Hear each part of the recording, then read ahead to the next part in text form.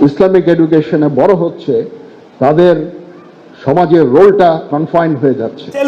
I salute হিম বাংলাদেশের সেনাপ্রধানকে আজকে প্রথমবারের মতো বাংলাদেশের সেনাবাহিনীর নেতৃত্বে খুলেছে ইসলামিক পড়াশোনার জায়গায় সোজা হিসাব খাস বাংলায় বলতে গেলে এর আগে পরে সরকারিভাবে কোনো ইসলামিক এখান থেকে যে শিক্ষা কোনো ব্যবস্থা নেবে সেই শিক্ষা ব্যবস্থা চালু হয় নাই।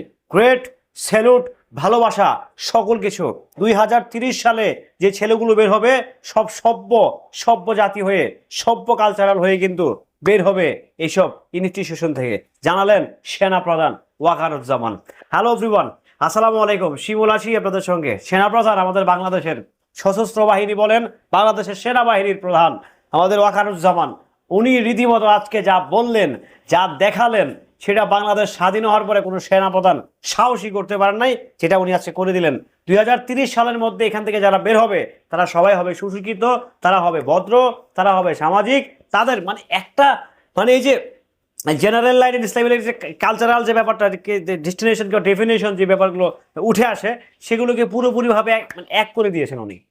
সিরিয়াসলি, যখন কোনো মাদ্রাসার ছাত্র যখন কোনো কামেল পাস করে কিংবা দাওরায় পাস করে যখন সে বেরোয়, তার পথ হয়ে যায় একটা রাস্তা হয়ে যায় আরেকটা। যে একজন হচ্ছে সাধারণ স্টুডেন্ট, সে যখন হচ্ছে মাস্টার্স কিংবা অনার্স কমপ্লিট করে তার চুজ হয়ে যায় সরকারি কর্মকর্তা, ডাক্তার, নানা রকম সাবজেক্ট। কেন আসলে দূরে তো শিক্ষাগত প্রতিষ্ঠান, তাই না? তো দুই জায়গায় কেন দুই রকম হবে কেন? সেই জন্য যেন দুই শিক্ষা যেন এক মেরুদণ্ডে চলে আসে, দুই শিক্ষা যেন একই প্ল্যাটফর্মে আসে, সেই দিকে কিন্তু ফোকাস দিয়েছেন বাংলাদেশের বর্তমান সেনাপ্রধান ওয়াকারুজ্জামান। দেখেন ব্যাপারটা কার কাছে কেমন লাগতেছে, ব্যাপারটা কার কাছে কেমন লাগছে আমি জানি না, বাট আমার কাছে একজন ব্যক্তিগত শিমুলের কাছে কিংবা ব্যক্তিগত নাগরিকের কাছে এইটা জাস্ট অসাধারণ লাগছে। একজন মুসলমান হিসাবে এটা সত্যি আমি খুব মনের প্রাণে চাইছিলাম যে আমাদের দেশের সেনাবাহিনী এরকম ইসলামিক কোনো একটা ব্যাপার স্যাপার খুলে বসুক। বাংলাদেশে তো ভাই বহুত ইউনিভার্সিটি আছে, বহুত কলেজ আছে, বহুত কিছু আছে, বাট ইসলামিক গুলো আছে নাই বললেই চলে, একেবারে খুবই রেয়ার। সেই জায়গা থেকে এই যে প্রথমবারের মতো সেনাবাহিনীর নেতৃত্বে কিংবা সেনাবাহিনীর নির্দেশনায় যে কাজগুলো হচ্ছে কিংবা ইসলামিক যে কালচারাল যে সেন্টারগুলো ওপেন হচ্ছে, এখান থেকে হচ্ছে বড় সুশিক্ষিত হচ্ছে ছেলে এবং কি মেয়েগুলো বের হবে, এটা নিঃসন্দেহে বাংলাদেশের জন্য একটা আউটস্ট্যান্ডিং ব্যাপার স্যাপার। এটা জাস্ট আমার দেখায় বাংলাদেশ সেনাবাহিনীর কিছু ভালো কাজ থাকে না, চমৎকার কিছু কাজ থাকে না, চমৎকার কাজের মধ্যে আমার দেখায় যেটা হচ্ছে মুসলিম।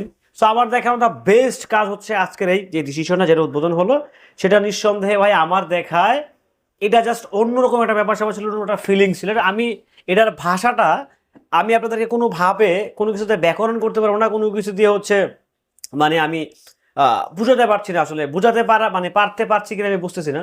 আমি আসলে এতটা আনন্দিত আজকে এই সেনাপ্রধানের এই ব্যবহারটাতে। সত্যি আমরা চাই আমাদের দেশের প্রত্যেকটা ধর্ম বর্ণ নির্বিশেষে প্রত্যেকটা বাহিনী যে যার মতো এগিয়ে যাক, যে যার ধর্ম পালন করুক, কোনো সমস্যা নাই।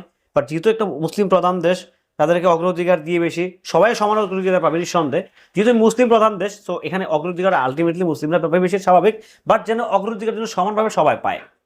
তো যাই হোক, আজকের এই ভিডিওটি কেমন ছিল অবশ্যই কমেন্ট করে জানাবেন। নিত্য নতুন আপডেট পেতে কিন্তু সঙ্গেই থাকবেন।